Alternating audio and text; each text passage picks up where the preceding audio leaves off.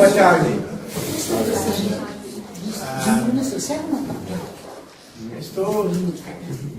Este fim de semana terminei de ler um livro, um grande livro sobre a China.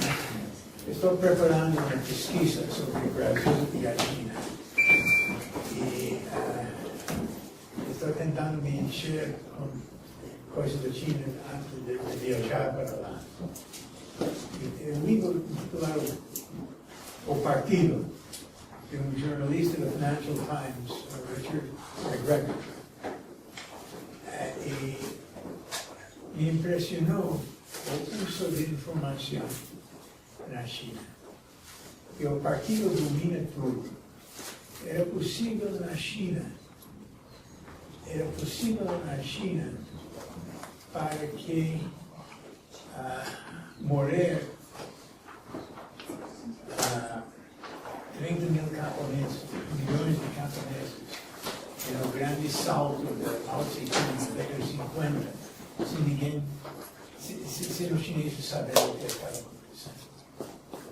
E o domínio de informações na China sobre os vários escândalos de leite de bebê envenenado, as várias coisas que tinham acontecido. E o partido consegue encobrir tudo. E no Brasil tem ampla liberdade de informações. Circula todo e fazemos pouco uso delas. Então, basicamente, a sociedade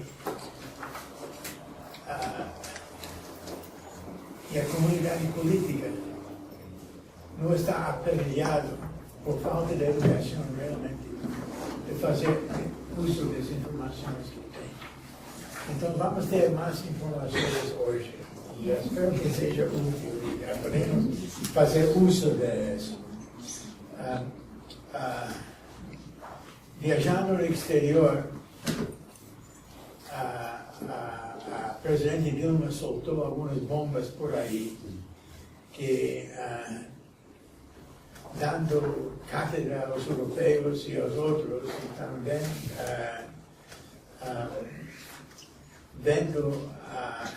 levantando questões se ela é ou não desenvolvimentista, no sentido que ela valoriza muito mais a atividade do Estado e o crescimento em cima do controle de inflação.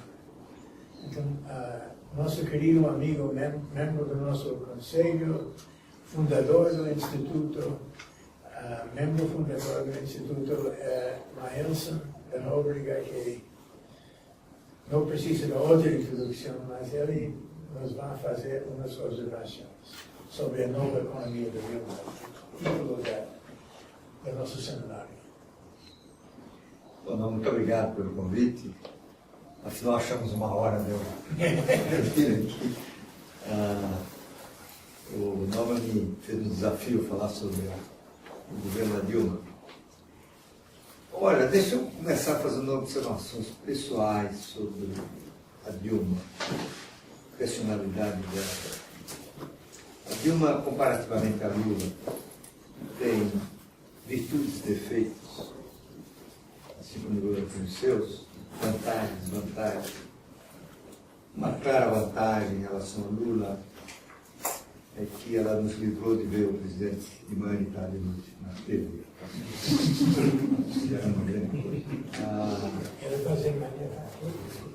O presidente de Imani está de noite na TV, falando dos seus discursos longos.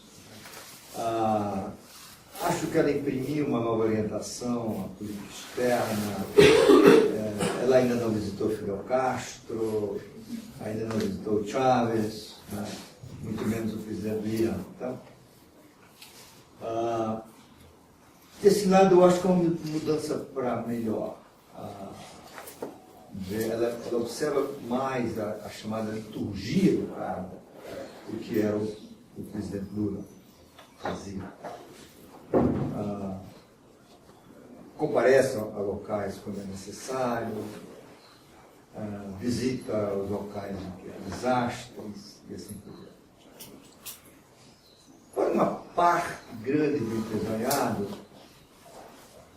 a Dilma aparece com outra virtude, a virtude da administradora, uma gerente. Então agora o Brasil vai melhorar porque temos uma gerente. Bom, eu acho que esse talvez seja um defeito. Para mim, ser gerente do presidente da República não é uma virtude. Ou pelo menos não é necessário. Do presidente se exige liderança, capacidade de articular, de ter visão de futuro, de montar boas equipes. Dificilmente o presidente Obama é um gerente, ele é um líder. Nesse sentido, eu acho que essas chamadas, a virtude da capacidade de gerir da Dilma pode ser um defeito. Por duas razões. Em primeiro lugar, porque há sinais de que ela intimida a equipe. As pessoas têm medo dela, que ela é firme, reage. E nesse sentido, a diferença entre um líder que aceita por sua liderança ou por sua capacidade de intimidar os subordinados.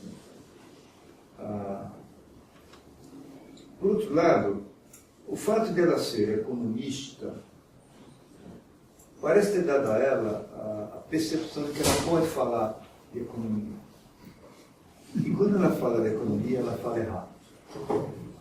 E pode começar a tomar decisões equivocadas, baseadas no suposto conhecimento da economia brasileira. E a gente viu algumas demonstrações disso recentemente. Uma primeira, mera retórica equivocada, na outra, uma ação mesmo. E essa ação pode destacar. Eu me refiro à mudança que para muitos é inequívoca, para mim também, na política econômica. Ou seja, nós temos hoje um ambiente que, de um lado, começa a minar a autonomia do Banco Central. O Banco Central é percebido como submisso à orientação da presidente e do ministro da Fazenda. A decisão do Banco Central, a última decisão de reduzir a taxa Selic, surpreendendo os mercados, os analistas, e contrariamente aos sinais que o Banco Central tinha dado em seus documentos, foi o primeiro sinal concreto e claro dessa nova orientação. E essa nova orientação, como disse o Norman, é aquela em que a prioridade passa a ser o crescimento e não necessariamente o controle da inflação. Posso combinamos Meirelles no ano passado, quando ele era presidente do Banco Central. Outra hora ele não veio e mandou este rapaz, Tombini. E ela é uma economista quadrada, me impressionou realmente, nitidamente, que eu mediocridade. Eu não sei se elas nomearam mediocridade aliado a propósito, como parte da arte de governar. Olha, eu não saberia dizer, mas eu diria que o Tombini tem sido uma decepção para os que o conhecem, né? Porque ele tem qualidades inequívocas, conseguiu um PhD numa boa escola americana, trabalhou na FMI, exerceu postos no governo e foi diretor do Banco Central com o Meirelles. O que o caso Tombini pode sugerir, né? Claro que isso não está comprovado, são meras suposições, meras especulações, pode sugerir que ele tem as qualificações técnicas para o cargo, mas não a liderança. Diferentemente do Meirelles, o Meirelles tinha mais liderança do que qualificações acadêmicas. E na verdade, Meirelles foi provavelmente o melhor presidente do Banco Central, nas circunstâncias. Sem desmerecer os outros, né? Mas nas circunstâncias ele foi um dos melhores presidentes, se não o melhor presidente do Banco Central, por causa da liderança, da experiência, da maturidade. Talvez não seja o caso do Tombini. O Tombini pode ter se intimidado com a determinação da presidente de forçar uma queda da taxa de juros. O que se conta em Brasília, jornalistas, pessoas que conversam em Brasília, os bastidores da capital, é que, em primeiro lugar, a presidente está ouvindo economistas que são críticos da política econômica desde o tempo do Fernando Henrique Cardoso. São os conselheiros sêniores da presidência, que são o Beluso, o Delfim Neto, esses seriam os principais, e os dois são críticos da política monetária. A ideia de que a taxa de juros é alta porque o Banco Central é conservador, ou então uma explicação mais tosca, mais equivocada, é de que o Banco Central aumenta a taxa de juros porque existe uma promiscuidade entre a autoridade monetária e o sistema financeiro. E essa alegação foi defendida pelo professor Nakano, num artigo no jornal Valor, e ele também dá asas a uma análise que mostra que, segundo essa análise, os bancos informam ao Banco Central, junto com as consultorias, inclusive a tendência, uma taxa de juros mais alta, estimam uma taxa de inflação mais alta, por exemplo, para induzir o Banco Central a aumentar a taxa de juros e, com assim, dar lucro para os bancos. E aí tem dois equívocos brutais. O primeiro equívoco é que o objetivo de quem presta informação ao Banco Central, e são cerca de 100 organizações entre bancos e consultorias, o objetivo é acertar. Se você é julgado, a tua reputação e os teus resultados são maiores, você acerta a decisão do Banco Central. A Tendências, por exemplo, está pelo 4º ano consecutivo em primeiro lugar entre as consultorias que mais acertam as suas projeções na pesquisa foco do Banco Central. Isso é uma vantagem muito grande para nós em termos de reputação. Os bancos, o importante, se eles acertam, eles conduzem melhor suas operações de tesouraria. E depois tem um equívoco maior nisso aí, é imaginar que os bancos ganham dinheiro com juros altos. Os bancos, prosaicamente, para dizer, banco é como um supermercado, né? Ele compra mercadoria de um lado e vende de outro. Então ele paga aos que investem nos seus papéis, ou depositam e compram os seus produtos e emprestam para os tomadores de crédito. O banco tem a diferença, o spread, excluído os gastos administrativos,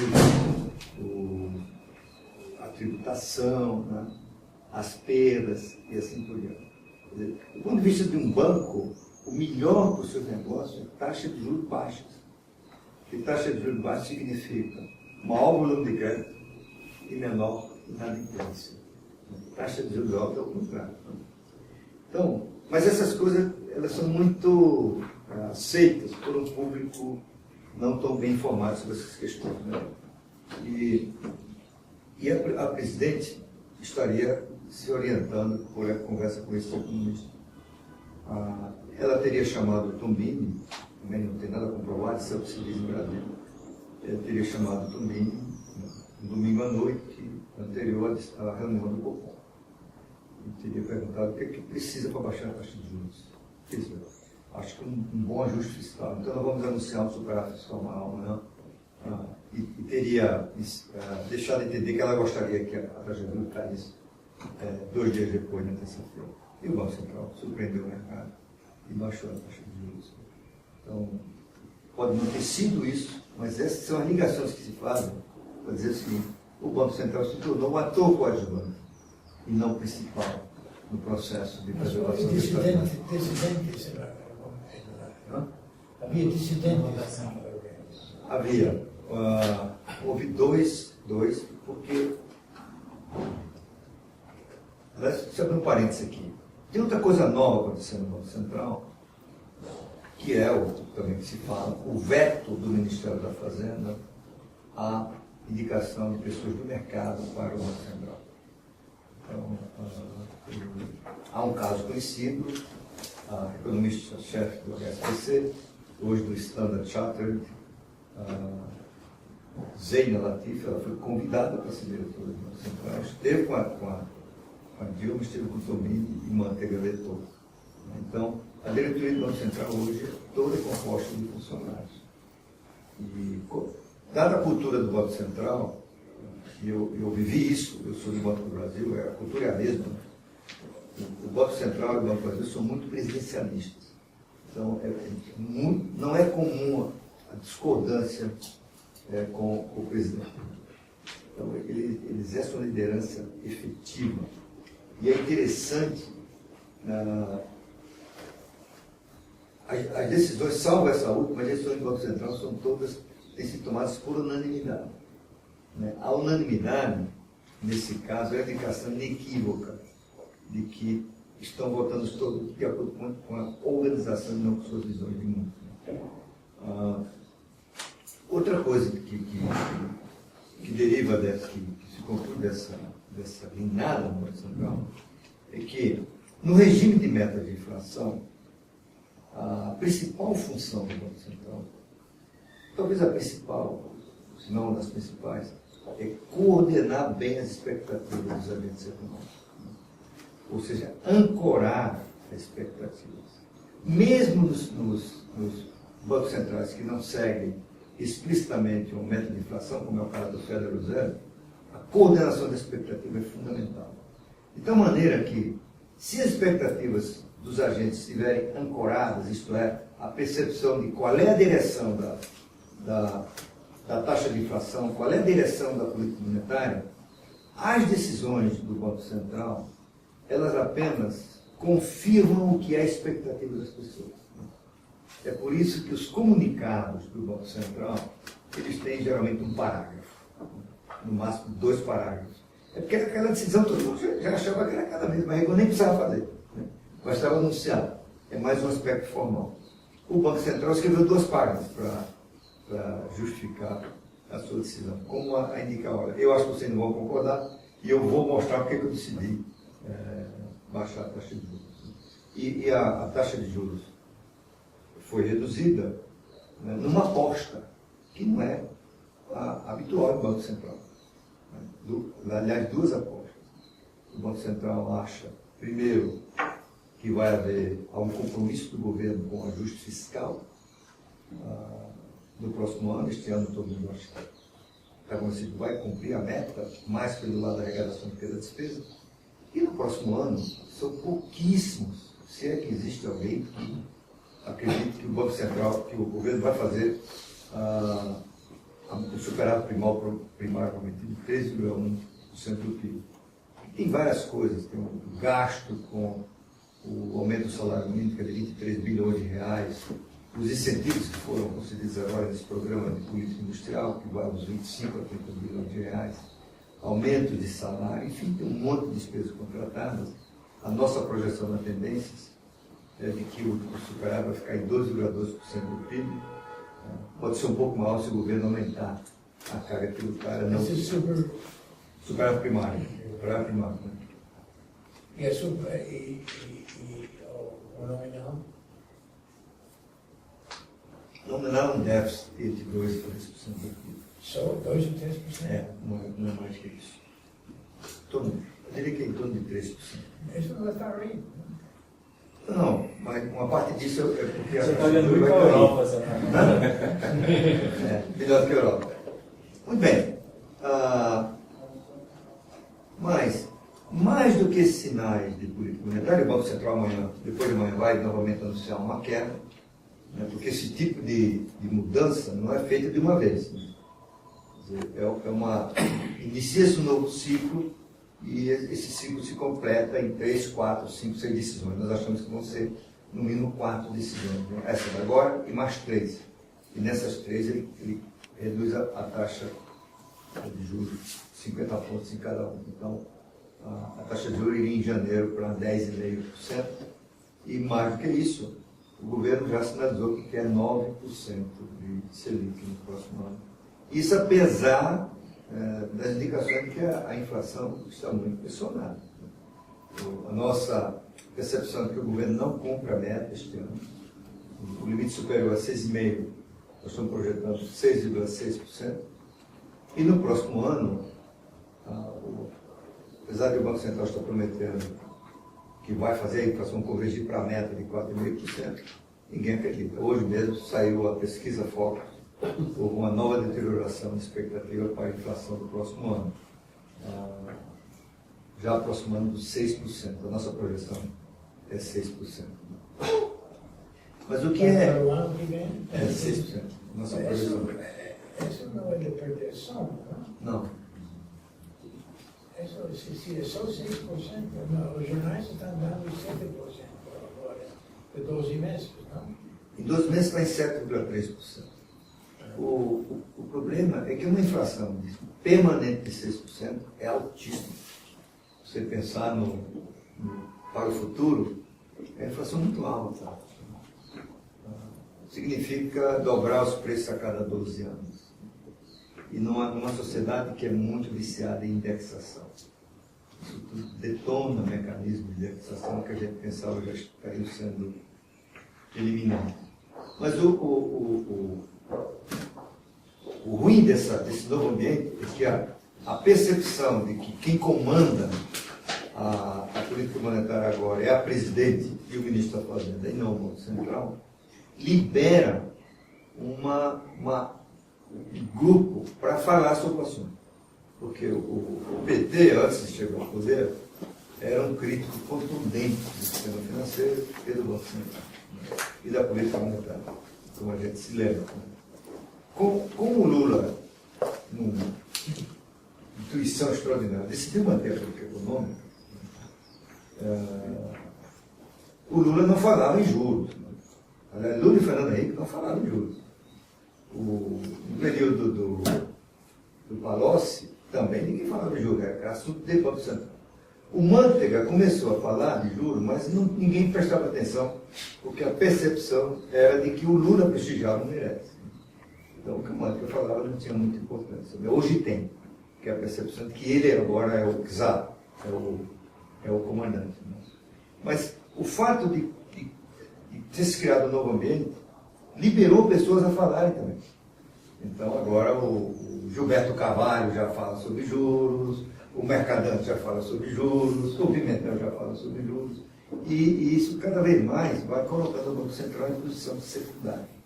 E essa percepção, por isso ou por outra razão, levou à criação de uma coisa absolutamente incrível, né?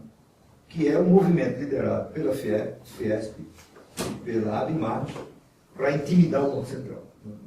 Junto com os sindicatos. Então, eles vão amanhã sair em passeata pela Avenida Paulista para ir ao Banco Central, um movimento que eles estão pedindo adesões, vai ter muita adesão, para forçar o Banco Central a baixar a taxa de juros. E aí, você pode começar a enxergar um retorno aos anos Geisel. Há muitas indicações disso aí. E aí eu estou me lembrando da célebre fase do Jorge Santayana. Quem não se lembra do passado está condenado a repetir. Né? Tem variações dessa frase dele. E essa visão de inflação americana? Olha, é difícil dizer. Eu vou comentar daqui a pouco. Eu acho que tem todas as condições para ser uma inflação na meta. Tá? Eu vou dizer por quê daqui a pouco. Então,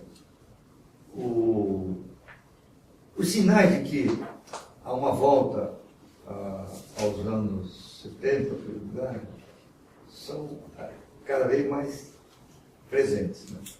Primeiro, o sinal de que o governo prioriza, como eu já falei aqui, o crescimento e não a inflação. A inflação seria controlada não por ação da política monetária, mas por um desastre europeu. Né? Você tem um colapso europeu, com a crise financeira, isso geraria uma contração de crédito que produziria queda de preço de commodities, como no quarto trimestre de 2008, isso levaria a inflação para a meta. Essa é a aposta do Banco Central. Provavelmente no cenário mais provável, mas essa é a aposta do Banco Central. Ações protecionistas, no estilo política de subsídio de ações. Nós vimos aqui 2 casos recentes. Primeiro, o IPI sobre automóveis, para gravar produtos importados, uma clara violação de regras da OMC e, segundo alguns juristas, inconstitucional. O governo não poderia ter feito isso. O IPI precisa pelo menos 90 dias para entrar em vigor. Segundo, como mostrou um artigo do Rogério Werneck, sexta-feira no Estadão, essa política dos tablets, que é deixar o tablet da Apple custar o dobro do que ele custa nos Estados Unidos, mas conceder subsídios para produtores nacionais colocarem no mercado tablets mais caros, né? Ou um pouco mais baratos que os americanos. Subsídios, os subsídios estão voltando, no estilo exatamente dos anos 60 e 70, são subsídios dados pelo BNDES, com a reedição da conta do movimento, que prevalecia no Brasil, sem nenhuma transparência, sem nenhuma legitimidade, como eu tentei mostrar no artigo na Veja ontem, nesse fim de semana.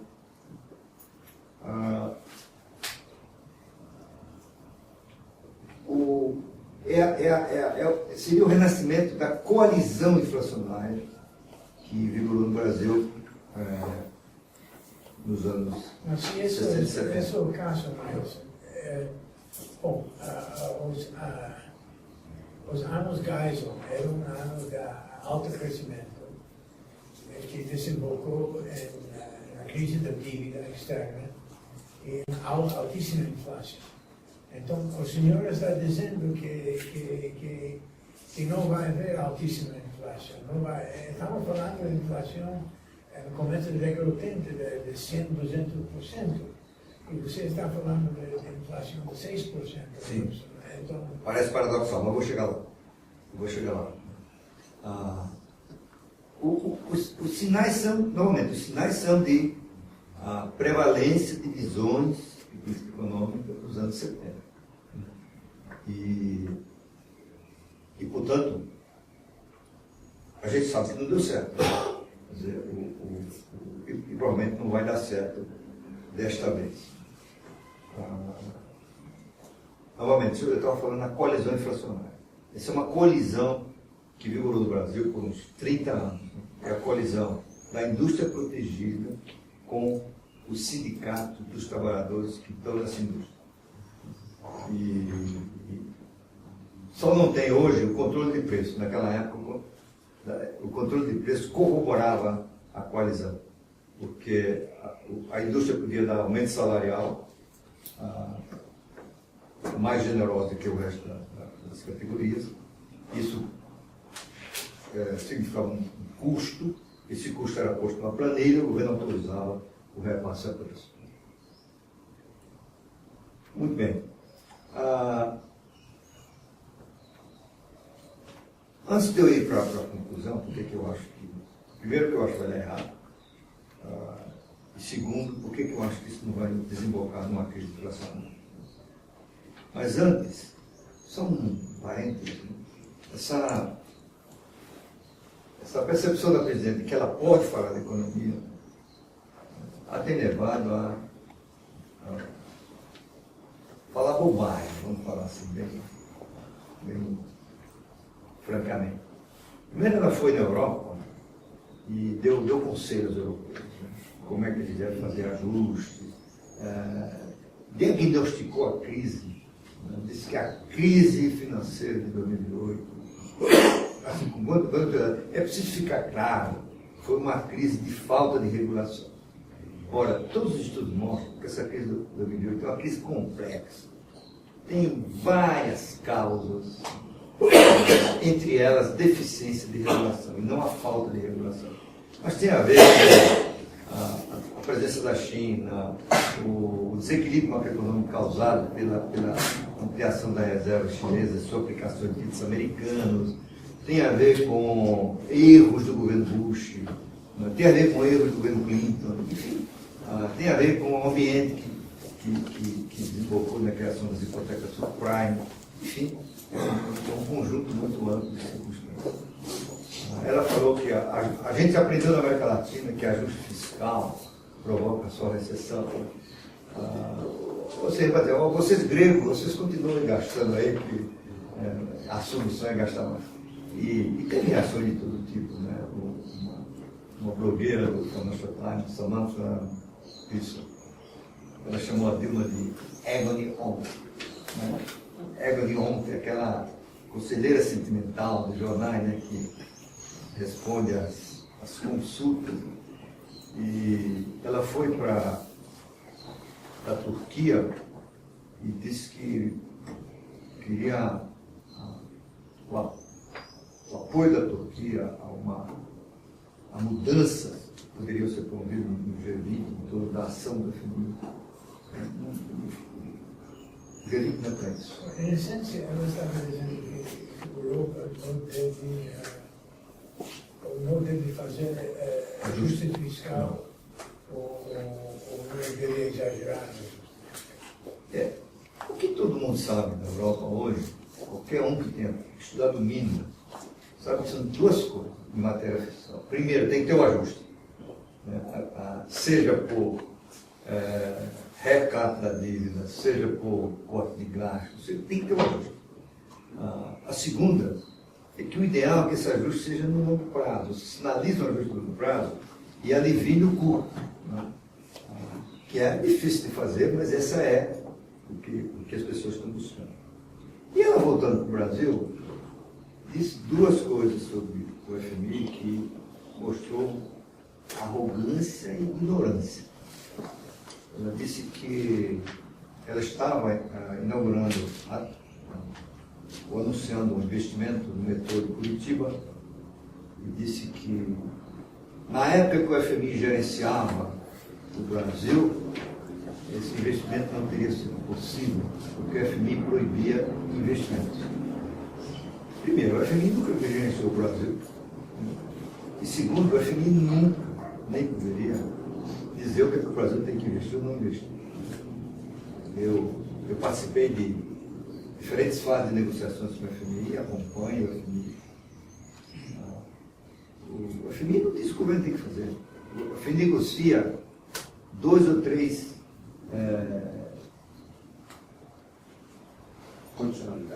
condicionalidades. Né? Então é o seguinte, olha, você não pode ter déficit público de 10% do PIB, porque não vai financiar.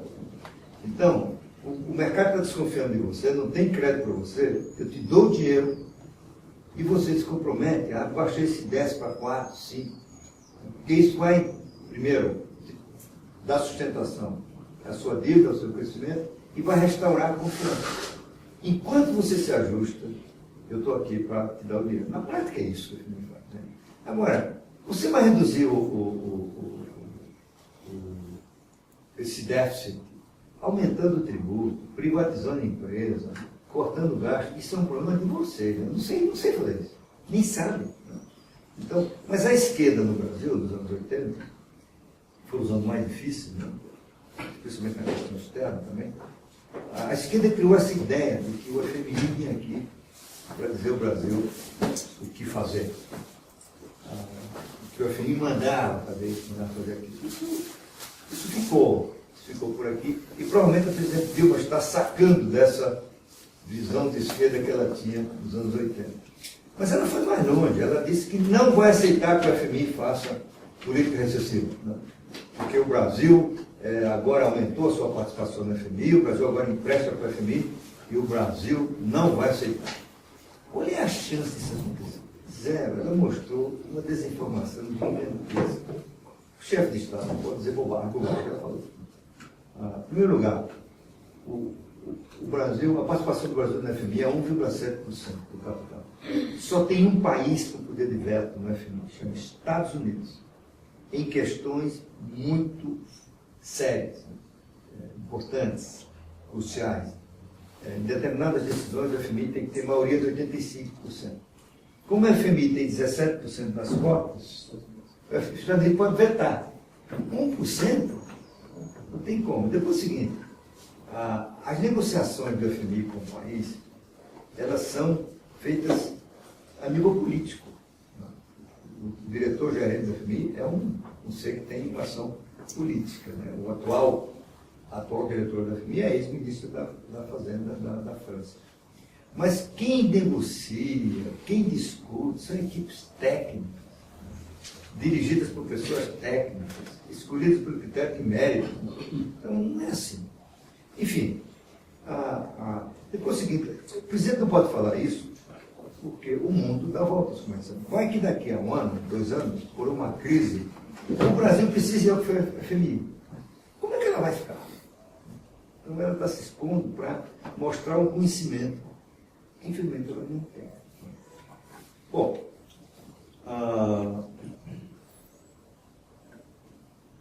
dito isso, poderia fazer outras considerações aqui.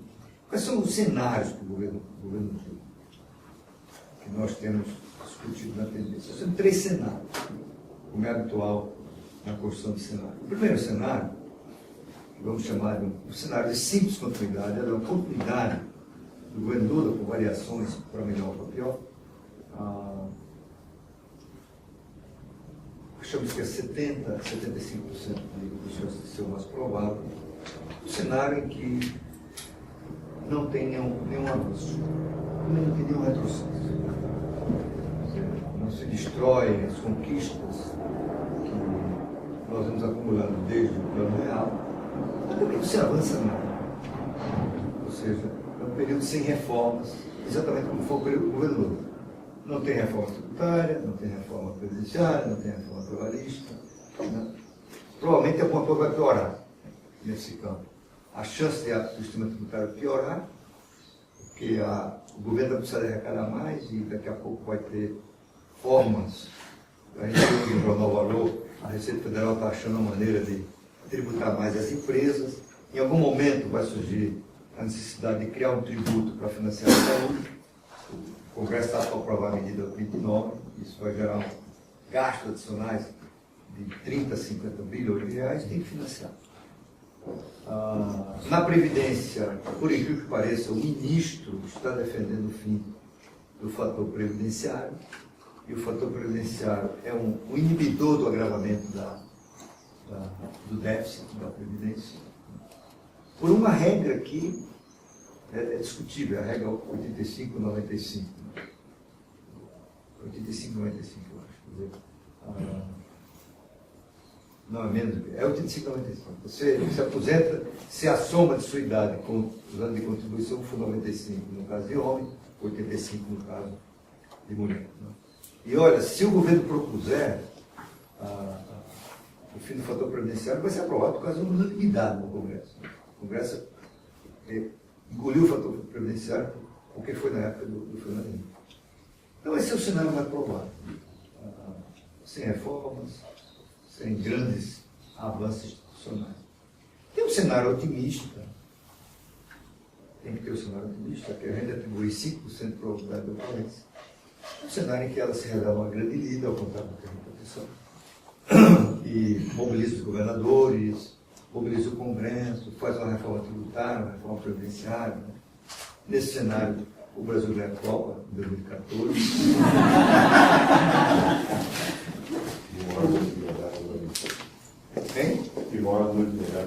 Isso. Tem um cenário pessimista. Cenário pessimista, que a gente atribui 20, 25% de probabilidade de ocorrência. É um cenário em que a deterioração do processo inflacionário gera uma reação do Banco Central e ela demite o presidente do Banco Central e põe lá um dos seus conselheiros e a inflação dispara. nesse cenário, quem ganha a Copa do Mundo é a Argentina.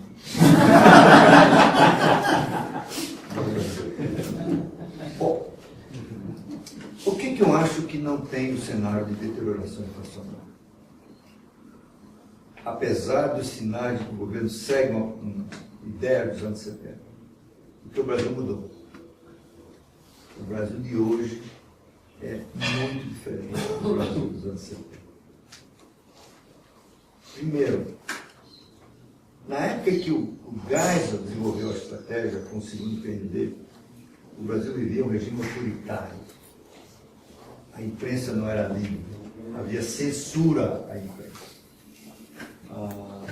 Era difícil detectar, diagnosticar o equívoco. Isso não tinha debate. Eu digo isso com absoluta cuidado, porque eu estava no governo. Eu era o assessor econômico do Ministério da Indústria e Comércio. E a maior parte dos incentivos fiscais e das empresas estatais que compunham o ambiente do segundo PND estavam sob a jurisdição do ministro. Toda a siderurgia, toda a parte de CDI, incentivo fiscal, consigo, estava lá. E mais o Proálcool. O Proálcool era conosco. E a gente achava que estava tudo certo, não tinha oposição. Criticar o governo era uma coisa perigosa. Né? Quem tentou isso no IPE foi demitido. Muito bem. O Brasil hoje é uma democracia. O Brasil tem imprensa livre e independente. Segundo a revista The Economist, além de tudo, é competitiva e agressiva. Essa é realmente a grande diferença do Brasil de hoje para daquela época. Todos os escândalos políticos do Brasil, desde a democratização, foram pulsados pela imprensa, por investigação de jornalistas, ou por denúncias de grupos. O que a gente está vendo hoje no governo Dilma é um caso típico de friendly fire, né? Ou seja, é o fogo amigo. Briga de grupos, um denunciando o outro, ou fatia de poder. Acontece que isso também tinha lá no regime stalinista, soviético, mas não chegava à imprensa. Isso provavelmente tem lá na Venezuela, mas não chega à imprensa. E a denúncia tem curso na imprensa, porque, estou falando aqui ao lado de um grande jornalista, ele pode me corrigir se eu estou errado, o denunciante, ele só vai ao jornalista se ele incorporar, ainda que intuitivamente, duas condições. Primeira, ele tem certeza de que será preservado o sigilo da fonte. O jornalista não vai dizer de onde obteve a informação. Segundo, o jornal terá independência para, uma vez convencido da informação, divulgá-la. Isso, por exemplo, não existe na Argentina. Um juiz argentino agora decidiu que os jornalistas têm que revelar a fonte em que obtiveram informação sobre inflação. Ele está recuando um pouco, mas isso foi decidido. Né? Na Venezuela também não. Então, essa é uma grande diferença em relação aos anos 70. Outra diferença é que o Brasil tem uma sociedade que se tornou intolerante à inflação. Não tão tolerante quanto os alemães, né? Mas muito mais intolerante do que foi em qualquer outra época. O Brasil eu estou escrevendo um artigo agora sobre isso. Casos extremos de como se enxerga a inflação são a Alemanha na intolerância e o Brasil na tolerância. Eu mandei levantar na conferência os outros 50 anos. Como foi a inflação na Alemanha e como foi no Brasil? Na Alemanha, nos últimos 50 anos, a inflação chegou a 309% acumulado, que dá uma média de 12,8% ao ano, 12,86%. No Brasil, o número é tão grande que o dicionário rejeitou. Ficou assim vermelho, mas não existe a palavra dicionário. É 36 quadrilhões, não sei quantos bilhões, é uma coisa estonteante. Então,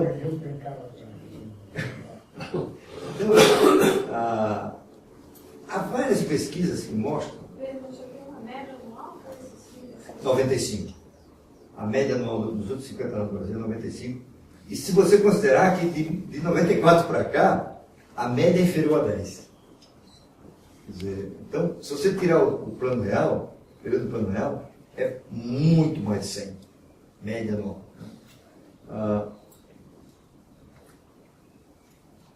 O que eu ia dizer? Tolerância. Tolerância. Então, há pesquisas mostrando que quando a inflação sobe e permanece alta por um momento, a popularidade do presidente cai. E cai mais entre os pobres, é muito interessante. Cai mais entre os pobres. Eu não sei dizer qual é esse limite. Até porque, nos últimos anos, eu acho que esse limite dos pobres aumentou. Primeiro, pelos aumentos do salário mínimo, leva tempo mais a corrosão, a perda de dinheiro dos pobres, do que antes desse aumento do salário mínimo. Segundo, o Bolsa Família. O Bolsa Família, Lula recebeu o Bolsa Família com 2 milhões e pouco de beneficiários, hoje tem 12 milhões. Né? Então, o Bolsa Família, que se quer reajustar a inflação, também minimiza o impacto inflacionário na renda dos pobres. Mas não é mais 80. Né? Provavelmente, nas possibilidades de 10, é um chute que eu faço, a popularidade começa a cair. E por último, os fatores mais importantes, no Brasil tem disciplina de mercado. Isto é, a capacidade que os mercados têm de precificar uma deterioração de risco. Se o Banco Central continuar nessa trajetória, levar a Selic para 9%, seguramente a gente vai ver uma deterioração da percepção de risco do Brasil. Hein? Da percepção de risco.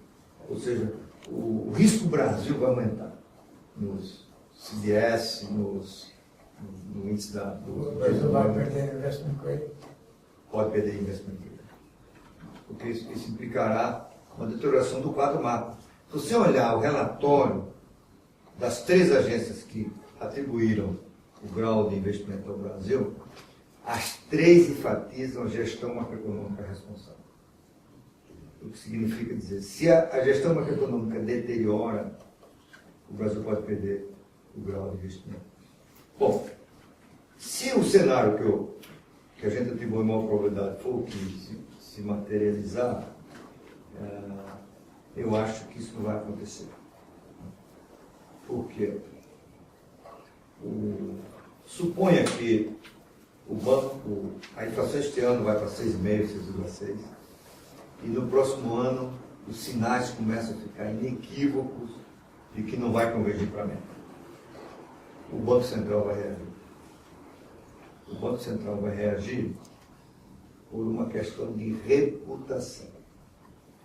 Reputação da diretoria do Banco Central e reputação da instituição. Eu acho que o maior que seja a deficiência de liderança do Tobini, dificilmente ele gostaria de ser visto como o presidente do Banco Central que destruiu a conquista da autonomia, que destruiu toda a credibilidade. Então, você acha que ele vai deitar? Aí ele vai. A dúvida aqui, Norma, suponha, primeiro, maio, junho, inflação sinalizando para 6%, 7%, o Banco Central vai ter que reagir, até porque ele pode perder a meta em 2013. E termina o governo Dilma com inflação alta. Então, ele, no cenário mais provável, no cenário básico nosso, a própria presidente concorda que o Banco Central reaja, porque passa a preocupá-la a questão da popularidade. Mas o problema não é no Banco Central, agora é o problema fiscal. E o governo controla o problema fiscal, ou não controla. Não é problema do Banco Central. A política monetária corre está colado à política fiscal. Então, eu acho que, desculpe, você é meu amigo, mas eu gostaria primeiro, nesse cenário, a inflação não fica em 6%, porque o descontrole do governo vai ser que inflação crônica nunca fica em 6%. Vai para 10%, vai para 20%. E por aí. E o Banco Central sabe disso. Por isso. Não, mas o Banco Central não controla isso. A classe política controla isso. Não. Felizmente ainda não. O Banco Central ainda tem um instrumento da taxa de juros é capaz de pôr um freio à deterioração inflacionária. Se você não tem a política fiscal, o custo é mais alto. Esse é o problema. O custo de combater a inflação. Mas quando você joga os juros mais altos, isso também realmente a inflação. Não. Não. Ou se dá um banho frio em toda a economia. Não. Os juros, a taxa de juros, gostem as pessoas, não. É o instrumento mais eficaz hoje, na ausência de uma política fiscal contracionista, é o principal instrumento de combate à inflação. Ele não gera inflação. Meu argumento realmente não pode ser a ausência da política fiscal. Eu acho ausente uma política fiscal racional, não vale as medidas do Banco Central. Vale. Você tem, depende do que você chama o que é política fiscal nacional. Você pode ter, do ponto de vista macroeconômico, o que importa é o nível do déficit normal ou do superávit. Você tem que ter. Do ponto de vista macroeconômico. Do ponto de vista micro, os seus efeitos na economia, importa a qualidade do gasto. Então, se o governo, vamos exagerar, pegar 100% da arrecadação e investisse em educação, saúde e infraestrutura, o efeito é um. Se ele pega 100% e gasta com pessoal, aposentadorias e festas, né, o efeito é outro. Micro. Do ponto de vista macro, é a mesma coisa. Certo? Do ponto de vista do efeito da política fiscal na demanda agregada. Então, mesmo que nós tenhamos uma política de baixa qualidade, a qualidade do gasto, mesmo que o Banco Central, o Ministério da Fazenda, não consiga mais do que 2,2% do PIB de superávit primário, isso aí é mais ou menos o que se espera da política fiscal. E a política monetária, a taxa de juros tem 3 funções que auxiliam no combate à inflação. A primeira é que a taxa de juros influencia o custo de crédito e, portanto, inibe a tomada de crédito para consumo. Em segundo lugar, a taxa de juros influencia a poupança. Então, uma parte das pessoas, se não todas, é induzida a poupar mais e a consumir menos na presença de uma taxa de juros mais alta.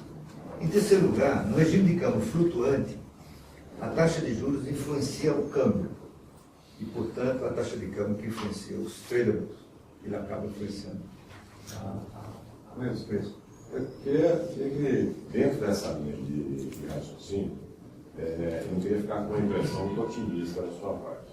Porque o cenário que você está desenhando me parece muito coerente, mas você levantou uma vertente que é, para mim, extremamente importante por conta de uma série de outros indicadores que estão se formando. Que é esse retorno à lógica geislerista, que tem um outro componente que não é exatamente controlável pela política monetária, nem pelo Banco Central, e que na prática está acontecendo.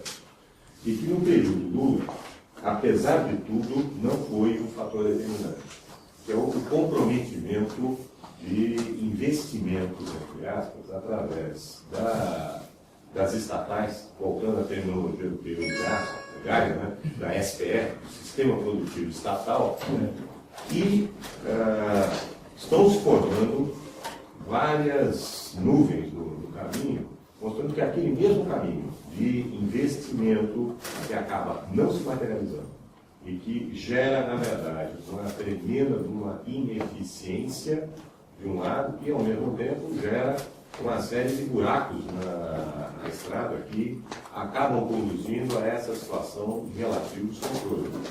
No período Lula, apesar de tudo, o investimento, apesar de baixo, foi essencialmente baseado em uma lógica econômica de retorno, de viabilidade, e neste período final Lula e começo de Dilma, existem muitas indicações de que decisões de investimento estão sendo tomadas sem o mínimo respeito a uma lógica econômica, sem a retorno garantido e principalmente criando uma inibição para que o investimento privado, sim, possa ser realizado. Você não acha que isso é um outro componente de descontrole que pode gerar um quadro de inflação mais elevado? Não.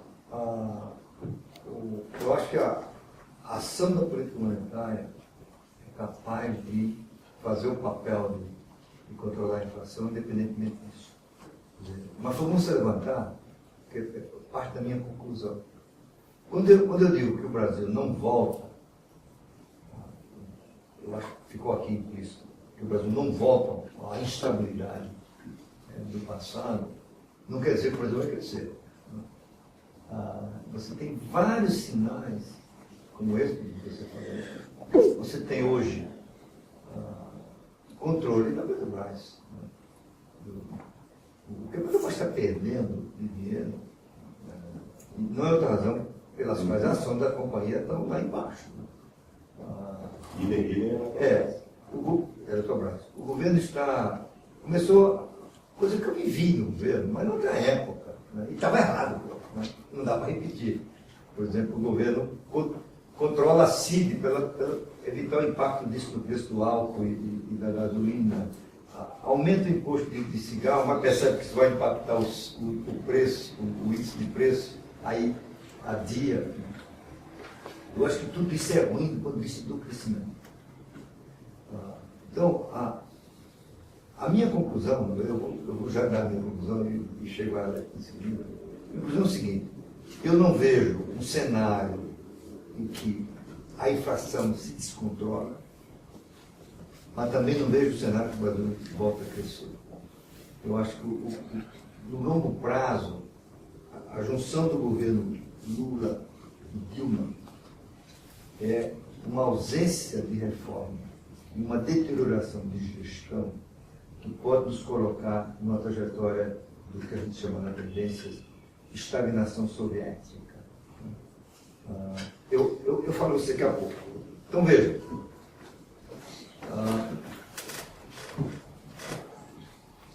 o Brasil com esse conjunto de transformações, repetindo, democracia, imprensa livre, judiciário independente, apesar de seus problemas,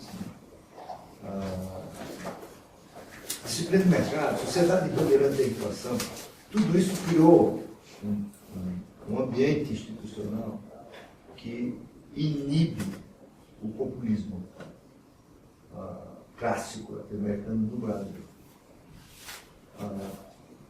O Brasil pode ter criado o que o Francis Fukuyama, no seu outro livro, chama-se A Ordem Política Virtuosa, que é isso que pode inibir essa volta à inflação e ao populismo. O livro do Fukuyama, que recebeu uma generosa dezena na revista The Economist, não tem ainda uma versão para português, mas eu acho que é um livro monumental, eu acho. Ele examinou a ordem política. O livro em português seria As Origens da Ordem Política. Ele examinou a ordem política desde a antiguidade, passando pela China, Mongólia, os mongóis, Roma, Império Russo, Espanha, enfim. E ele tem uma sacada, assim, em que ele mostra que os países que se tornaram prósperos e continuaram prósperos, porque muitos no passado tornaram-se prósperos, potências, impérios depois declinaram, são aqueles que reuniram 3 condições. Primeiro, um Estado forte. Não é o Estado forte do PT, uma empresa estatal, não é isso. O Estado forte no sentido institucional. O Estado com capacidade de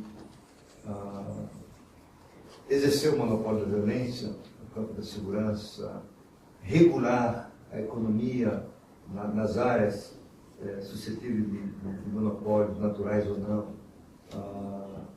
estabelecer pesos e medidas uniformes, oferecer uma moeda estável.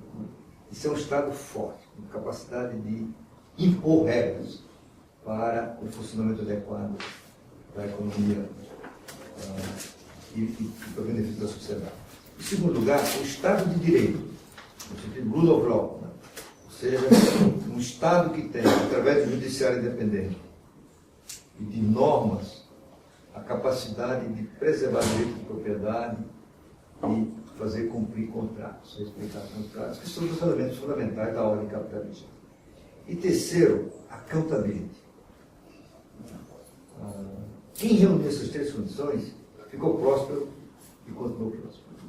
Ele identifica o primeiro país a reunir essas condições, é a Inglaterra, no século XVII, com a Revolução Gloriosa, de 1688.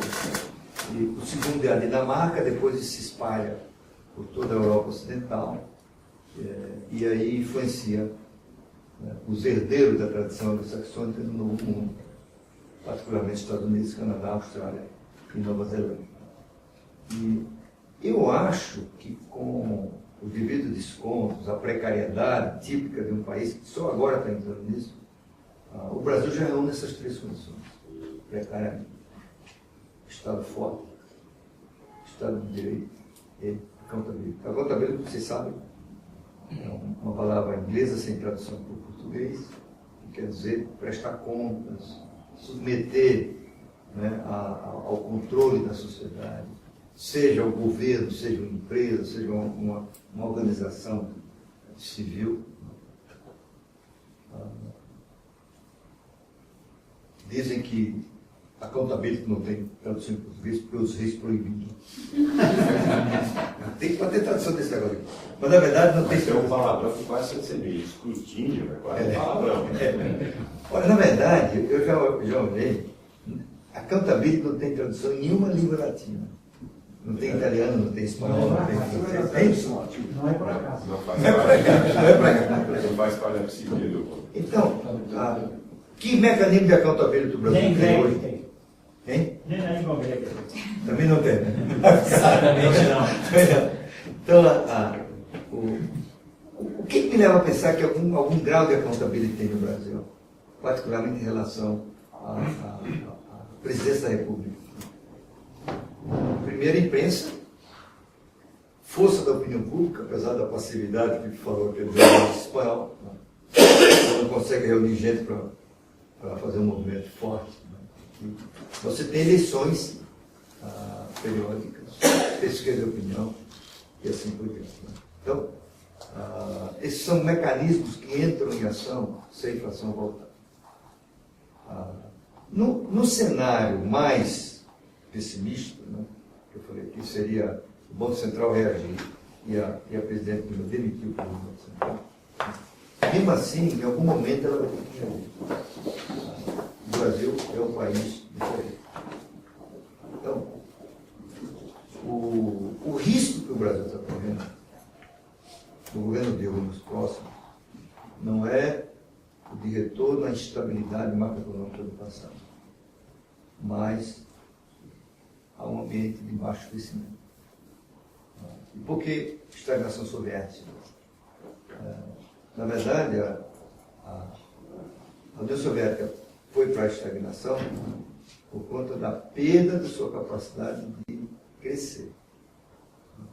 Quer dizer, o crescimento soviético até os anos 60, 70 ele é a época do big push, né?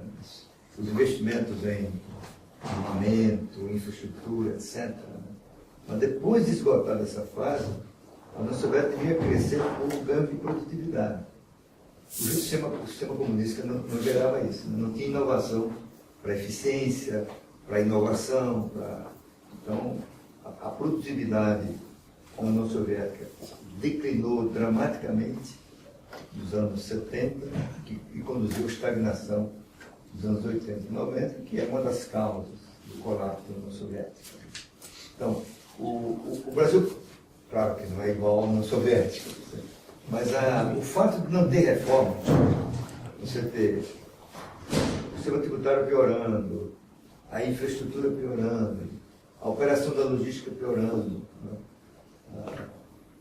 O Banco Central tendo que ser o fator de controle da inflação, que significa taxa de juros mais alta, você pode partir para um período de queda de produtividade que gera longos anos de baixo crescimento no Brasil. Quer dizer, e nesse sentido a gente está num momento parecido com o do Geisel, porque no governo Geisel você tinha decisões cruciais a tomar naquele momento, como reação à crise do petróleo. A decisão do governo naquela época foi aprofundar o modelo de substituição de importações e a ação incisiva do Estado. Então, o modelo gás é isso. Você dá um passo para substituir importações de bens de capital e insumos básicos, particularmente petroquímica e aço, e o Estado. Né? Miguel, em suas aulas de economia, tem estudado, analisado o governo Geisel? Sim. Eu só estou concluindo então, para a gente começar a fazer lá. Se o governo Dilma realmente é um período sem reformas e sem grandes investimentos em infraestrutura, porque o governo tem limitações ideológicas para avançar nessa área, no caso, por exemplo, de transportes. Né? Ela deu sinal agora com a privatização dos aeroportos, eu acho que é um bom sinal, mas ela continua prisioneira do modelo de concessão de rodovia do período Lula. É um modelo ruim. Lula ficou quase 7 anos sem fazer nenhuma concessão, e quando foi fazer, tem aquela preocupação do PT de ser diferente dos tucanos. Então, a concessão do PT é a concessão em benefício do povo, dos tucanos em benefício das empresas. Então, a privatização, a concessão da época do Fernando Henrique, que é a que se adota aqui em São Paulo, de rodovias pelo menos, é aquela em que o vencedor é quem oferece o maior valor pela concessão e tem que assumir compromisso de fazer determinados investimentos. No caso aqui da Imigrantes, terminar a duplicação. No caso da Bandeirantes, ampliar, né? O governo Lula optou pelo princípio da modicidade tarifária. Então, ganha a concessão que é oferecer a menor tarifa. Você diz assim, está vendo? A concessão do PT, a tarifa é baixa. A concessão do PSDB... setor elétrico, tá vendo? A modicidade tarifária também está no setor elétrico, mas no caso das estradas, ela foi uma peça central. E o que a gente está vendo? As empresas ganharam a concessão, mas não tem capacidade de investir. Não tem capacidade de investir. Então, ela está cobrando 90 centavos, R$1 de pedágio, mas as estradas continuam ruins, né, assim, matando gente. Né, e com uma margem boa, porque você não tem que investir, consequentemente. Bom negócio para a empresa. E é o que está acontecendo no setor de energia elétrica e na distribuição. Isso é claríssimo.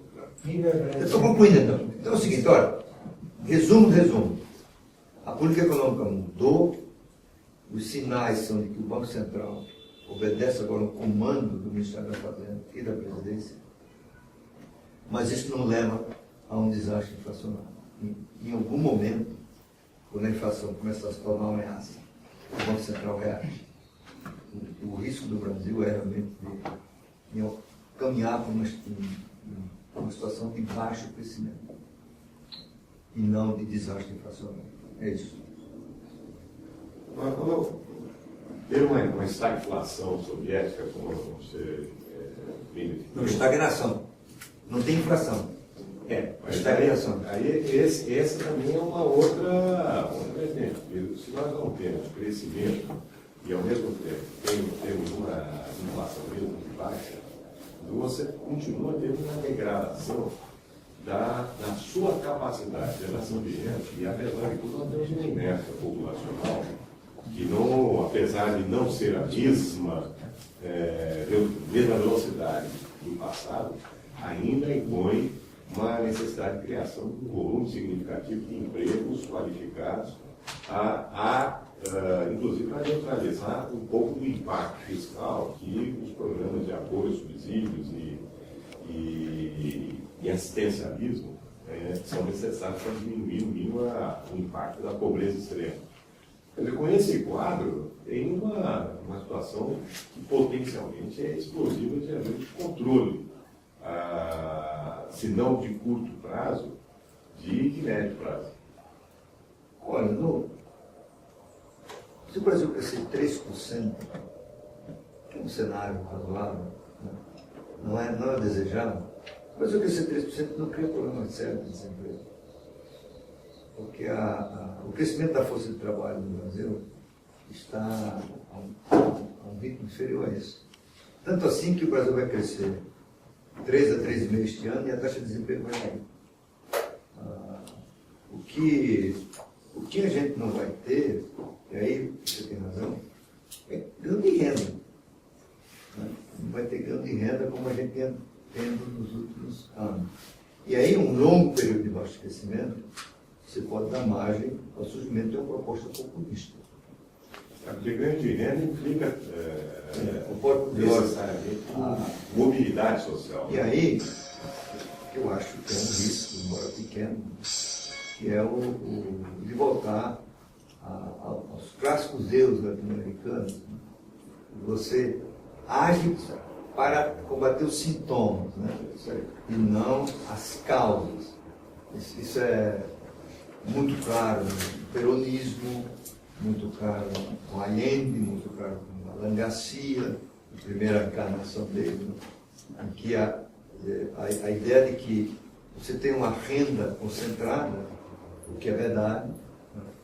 Mas a forma de combater isso é a distribuição irresponsável de renda, né? Então, imposição de penalidades ao setor privado, concessão generosa de benefícios, que todos eles desaguam em processos inflacionários graves. Eu não sei se o Brasil está correndo esse risco. Ministro, tinha umas perguntas aqui, acho que um assunto que não entrou foi o BNDES. Fazendo uma leva de conta de capital do Brasil, o BNDES. Quanto ao movimento com as caracterizações do BNDES.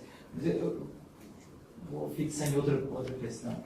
Como explicar a taxa de juros hoje do Brasil? O que é para ficar fácil de entender e fácil de explicar, tirando a inflação de lado, o que é uma taxa de juros real adequada, olhando o que está acontecendo no mundo?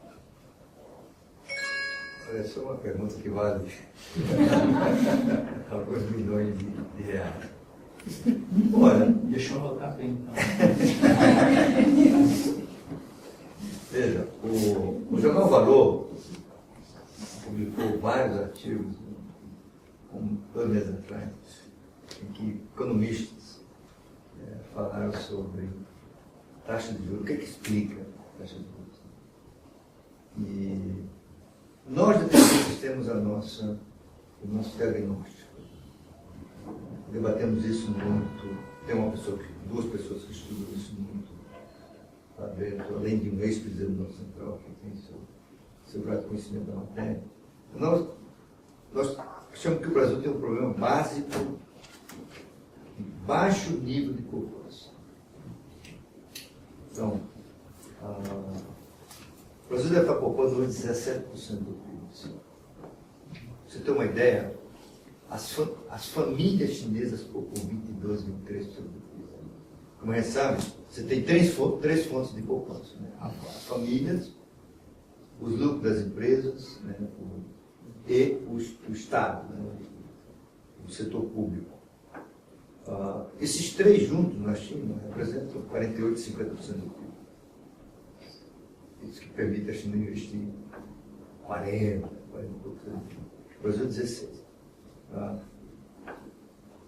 Uma das razões básicas da baixa taxa de poupança no Brasil é que as famílias não têm incentivo para poupar.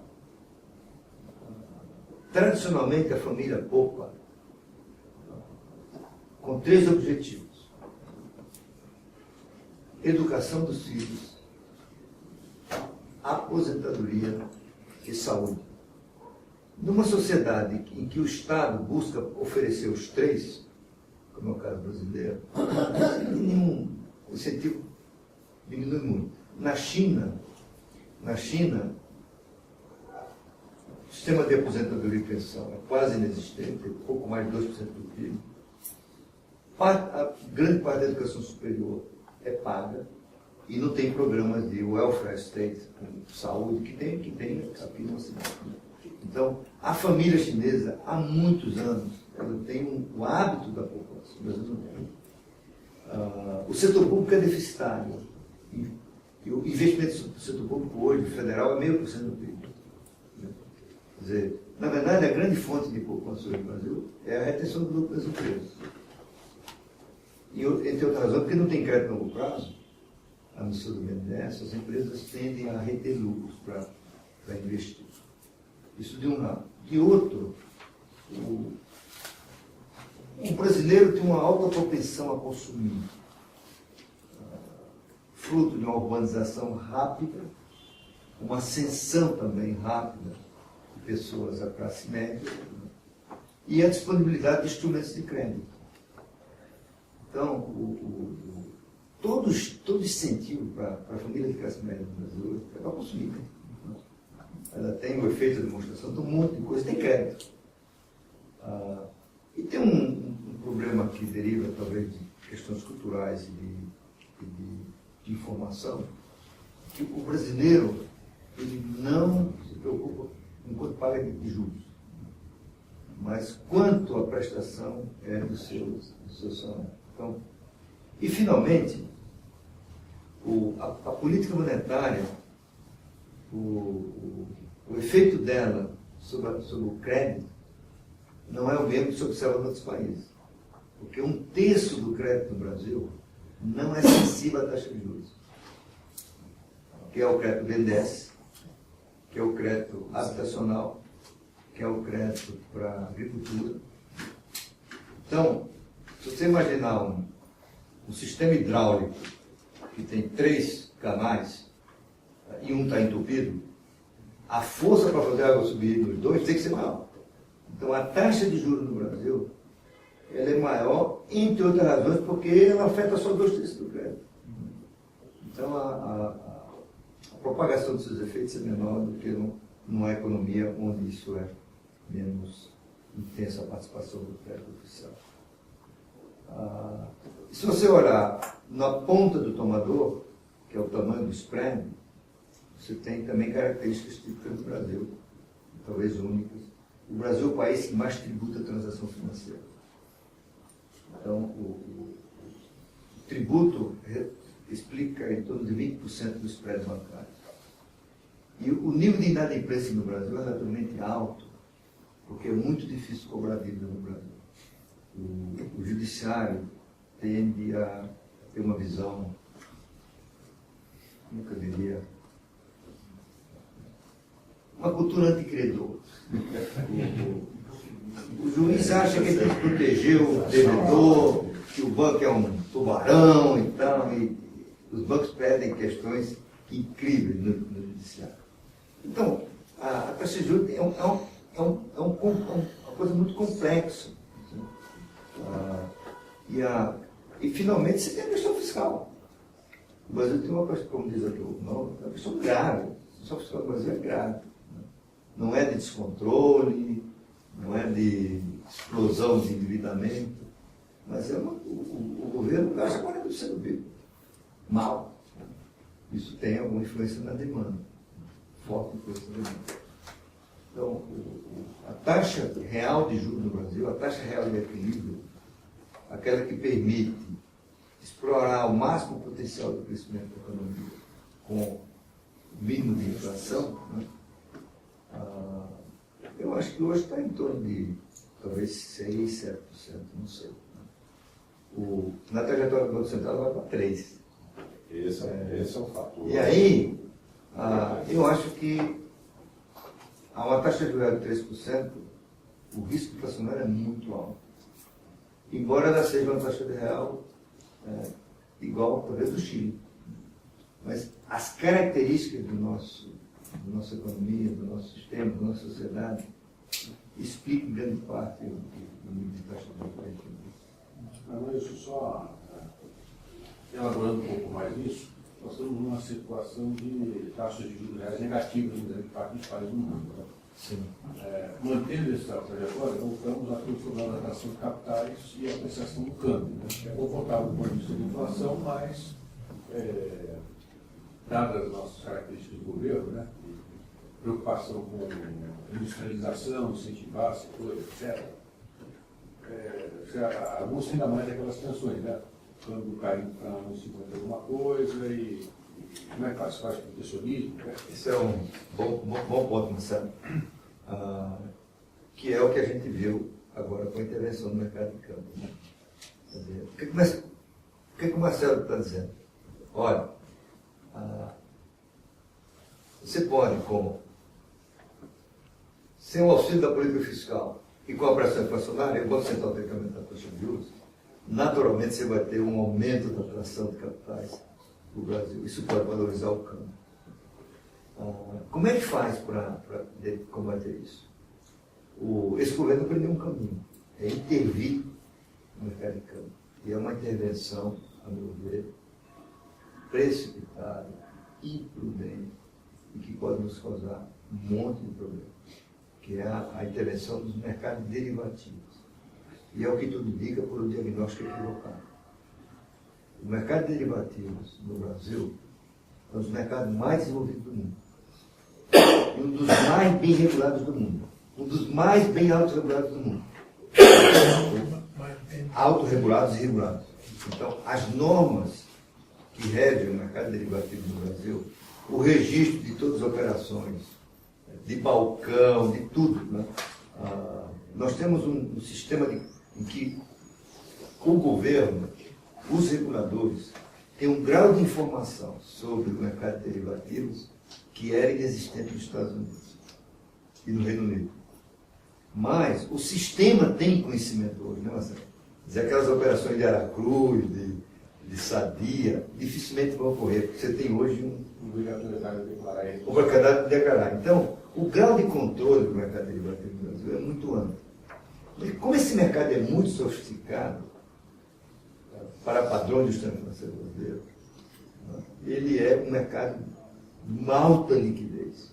Quer dizer, há uma confiança, as empresas vão buscar hedge nesse mercado. Então, as transações no mercado de derivativo, os números variam, mas equivalem em torno de 5 a 10 vezes, há quem diga em algum momento 20 vezes, o do mercado spot. Porque hoje, uma empresa pode ir para o mercado de derivativos. No mercado spot é só banco. Então ele já tem uma limitação, é só instituição financeira. E por isso, a taxa de câmbio se forma no mercado de derivativos e daí vai para o mercado spot, mercado à vista. O que o governo interpretou? É aí que está o problema. Porque são os especuladores, né? Esses especuladores vão lá e estão lá apostando contra o Brasil, eu vou ferrar esse cara. Ora, qual é o equívoco? É que mesmo o mercado mais líquido não foge dos fundamentos. Por que a taxa de câmbio se valoriza no Brasil? Primeiro, porque o Brasil está ganhando em termos de troca, ou seja, nós recebemos mais por nossas exportações em preços do que pagamos pelas nossas importações. O nosso cálculo aqui, esse ganho em termos de troca explica em torno de meio ponto percentual do crescimento do Brasil. Segundo, multinacional, é difícil encontrar um multinacional que não tenha planos de aumentar investimento no Brasil, ou de vir para o Brasil. você vai ter nos próximos anos, a menos que a gente faça uma grande bobagem, uma atração de investimento estrangeiro direto muito forte. Sobretudo diante do cenário de estagnação europeia e de demora na recuperação da economia americana. E terceiro, isso que o Marcelo falou, você vai ser um país aí de taxa de juros alta e de um mercado acionário que, na ausência da crise, ele é promissor. Então, você vai ter investimento em portfólio aqui muito forte, em bolsa e em renda fixa. E tudo isso vai valorizar o câmbio. O fato de se formar no mercado derivativo ou no mercado de esporte não faz muita diferença. Só que o governo, ao achar que era isso, ele fez uma medida atrabiliária, uma intervenção inacreditável, inédita, não tem no mundo nada disso, em que o Conselho Monetário Nacional tem dois poderes que são bazuca, pode pegar o da cá. O primeiro é de tributar as transações com até 25%. Num mercado de baixíssima margem, 1% já é um número gigantesco. E segundo, o Conselho Monetário Nacional pode fixar margens de garantia. Isso é uma loucura completa, né? Porque margem de garantia de derivativos é feito por pessoal altamente especializado. E a BMF tem uma equipe que é considerada uma das melhores do mundo, de pessoas com capacidade de lidar com modelos matemáticos, saber como funciona o mercado, entender volatilidade. Você imaginar que um burocrata lá no Ministério da Fazenda é capaz de dizer assim, agora a margem é tanto. Ele pode quebrar o BMF. E mais, feita de forma absolutamente improvisada. Isso aqui assusta. Porque eles fizeram sem a mínima consulta. E imaginaram o sistema sem consultar se era possível. Então, vai ter a tributação de 1% nos derivativos e quem vai recolher é a BMF e a CETIP. Os dois registram derivativo. Não perguntaram se a BMF tinha sistema para controlar isso e calcular e cobrar, ou se a BMF se falava com a CETIP, porque você tem a mesma pessoa jurídica pode ter no CETIP ou na BMF. Então as duas têm que se integrar. As duas não se falam. Não existe sistema. Então, a pessoa escuta, vocês não perguntaram para a gente. Se a gente perguntasse, ia vazar. Então, escuta, quem conhece o mínimo do Ministério da Fazenda sabe que em momentos de dificuldade você tem que tomar medidas difíceis. Como é que foi? Isso foi feito várias vezes. Numa sexta-feira, 5 horas da tarde, você anuncia a intenção, convoca todo mundo para o fim de semana, advogado, CVM, Banco Central, mercado, trabalho, sábado e domingo, e abre o mercado na segunda com tudo resolvido. Não, foram lá e fizeram. E aí, a BNF foi lá e disse, olha, o mercado vai para Chicago, se ficar assim. O que está acontecendo? A operação ficou caríssima. Então, não tem mais o vendedor. O especulador existe em qualquer mercado, ele é fundamental. Né? Então, quando o ambiente fica estressado, as empresas vão buscar hedge. Só que não tem o vendedor. Não tem o vendedor, ela vai para o spot, ela vai comprar no spot. E aí, a tabela 95. Péssimo, porque uma coisa péssima em câmbio é a volatilidade. Quem é empresário aqui sabe mesmo, a 1,95, você tem que fechar o câmbio naquele dia. Enfim. E aí o Banco Central teve que entrar. Como não tem mais o especulador agora é o Banco Central. Ele está vendendo swaps. Né? E aí é o seguinte, o BMF está indo lá, BMF, CETIP, escuta, não está certo, vocês têm que entender isso. Eles estão adiando. E aí perguntaram para o CEO, o nome dele, Edmir, escuta, vocês estão dizendo para o governo? Estamos, e o governo? Fica um cara de paisagem. Aí no outro dia de manhã o ministro da Fazenda chegou lá, né, o jornalista botou os óculos escuros, né, E aí o jornalista, sim, ministro, ele ficou fazendo assim. Mas isso volta para o seu ponto inicial, que é a questão da liderança. Quer dizer, o ponto de equilíbrio nas condições, dos fundamentos, acho que há um diagnóstico claro e há uma série de fatores que realmente corroboram os seus 75% ou 75% do cenário que a tendências avalia como o mais provável. Mas um dos fatores de surpresa sempre é a maneira pela qual a liderança é capaz de conduzir processos que são complexos, são voláteis e tem aí uma situação internacional que pode trazer realmente algumas surpresas e talvez não sejam as mesmas surpresas que a atual liderança esteja esperando. E se a crise na Europa não for tão profunda ou não trouxer grandes consequências?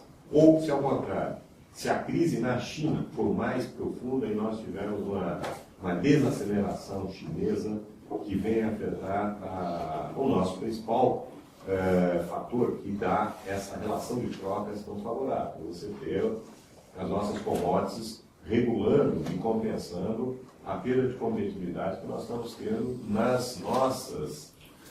nossa capacidade de produção interna e, portanto, na importação que chega mais competitiva. E aí o problema de como lidar com essas situações de protecionismo e conduzir processos como esse com um certo equilíbrio. Porque a reação ou voluntariosa ou a reação do óculos escuro, me parece que ambas são bilhetes de loteria comprados e só falta a entrega para o desastre. Deixa eu só adicionar aqui, talvez, uma observação que o Eduardo colocou, que é a seguinte, a política econômica nos outros países está mudando também. Nós passamos vários anos em que o mainstream era câmbio flexível, ou seja, a principal receita, né, falando um pouquinho mais tarde, a principal receita de política econômica dos países era a taxa de câmbio oscilar, de acordo com a situação do mercado, a câmbio flexível para fazer liberalização, regulamentação, né, os países usando a política monetária com preocupações sobre dosar um pouco o crescimento e a inflação. Né. E o que está acontecendo? Nós estamos vendo esse modelo ser questionado. Por quê? Porque os Estados Unidos e a Europa, o Japão não conseguem enxergar a crise simplesmente andando com esse modelo. Então, o que a gente tem? Primeiro, a necessidade de depreciação. Mas os Estados Unidos depreciam, o euro também deprecia. O que é que a China já depreciou lá atrás? Tem sobra, não sobra ninguém. Então, está vendo esse esforço do Banco Nacional da Suíça, né, de colocar um teto para o franco suíço. No Japão tem discussões também similares. Tem toda essa questão do euro, né, o sobrado do euro, depois da crise toda, né, como vai fazer. Uma expansão monetária generalizada, então a política monetária deixou de ser um instrumento para trazer credibilidade para as moedas, passou a ser um instrumento para poder incentivar as economias a saírem com a recessão, evitar uma depressão, com resultados não tão palpáveis. E o Brasil, eu vejo falta também de liderança. Eu não tenho, eu não vejo, pela experiência de vista, se tem algum grupo que consegue articular uma resposta a isso. A gente não sabe também o que vai ser que atuar nisso quando se muda a política econômica lá fora, mas protecionismo pode ser algo, assim como não teria sido o câmbio de voz, né, na guerra cambial, talvez o próximo passo seja uma guerra comercial. Né? Mas eu não vejo, concordo com você, que são iniciativas ainda pensando naquela política comercial dos incentivos dos anos 70, não tem uma visão mais moderna, né? De como articular isso. Se a gente vai sair de um câmbio realmente flexível, política monetária voltada para a inflação e de um fiscal mais sério, né? Quer fazer política industrial, quem é que está pensando isso lá dentro? Eu não consigo, conhecendo algumas das pessoas, eu não consigo ver muita articulação nessa direção. Marcelo, as mudanças de política econômica que estão acontecendo na Europa, nos Estados Unidos, particularmente a ação dos bancos centrais, a compra de gigantescas somas de papéis público do mercado secundário, essa ação do Banco Central Suíço.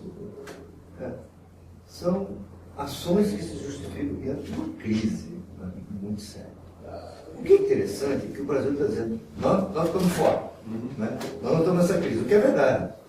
Ora, se você não está nessa crise, você não tem os problemas que esse pessoal tem, de desalavancagem, de endividamento excessivo e de tudo mais, você não tem como pegar o ambiente de mudança para justificar todas as mudanças aqui. Então, o Brasil tem claramente um problema inflacionário. Enquanto que os países ricos têm que evitar um efeito deflacionário. Ele tem que evitar uma deflação. Então, olha, o que você e o Presidente levantaram é também um objeto de minha preocupação. Eu realmente não sei dizer o que pode acontecer, mas me preocupa. Isto é, o governo tem demonstrado que na crise ele age improvisadamente. Isso, exatamente. Então, o risco que a gente está correndo é de um aprofundamento da crise gerar erros graves de gestão. E aí isso é uma coisa mais complicada. A gente está vendo isso em vários momentos. A questão do IPI, IOF sobre câmbio, né, como diz o pessoal do BVF, o AI-5, sobre o mercado derivativo. Você tem uma situação em que há anos o gasto público está aumentando em 15% ao ano, ou mais, com taxa de crescimento de 3 ou 4%. Quanto tempo pode prosseguir isso? Eu não estou falando de probabilidades, estou falando de perigos. Você tem uma situação de essas grandes obras de governo, de ficar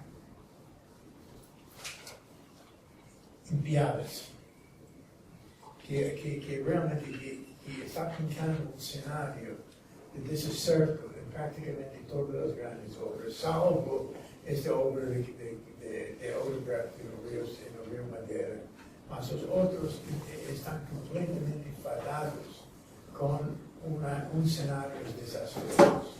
Você tem até em 2014, ano eleitoral, que o povo do mundo pode ficar um vexame para o Brasil. E não só perder no campo. Então, você está frente a um problema de... O mundo está à frente de uma expansão de crédito que está sofrendo consequências. O que está fazendo os europeus? Estão tentando preservar as instituições.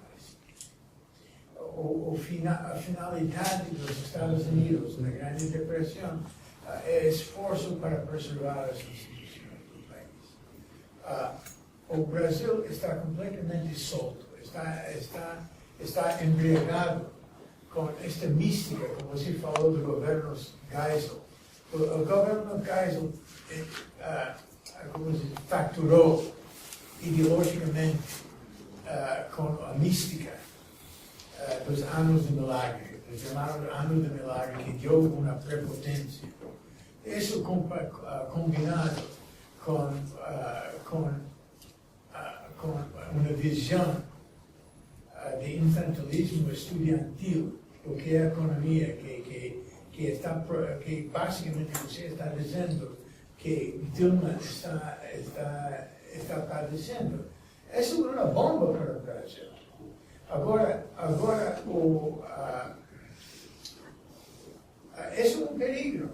Não estou dizendo uma probabilidade, mas um perigo à nossa frente. E não é um perigo de inflação de 6%, ou de estagnação da economia. Isso é um perigo de uma profunda desorganização do país. E de jogar no ralo tudo que temos conseguido. E eu admiro, e tem falado isso com reverência, a Maílson como o grande herói.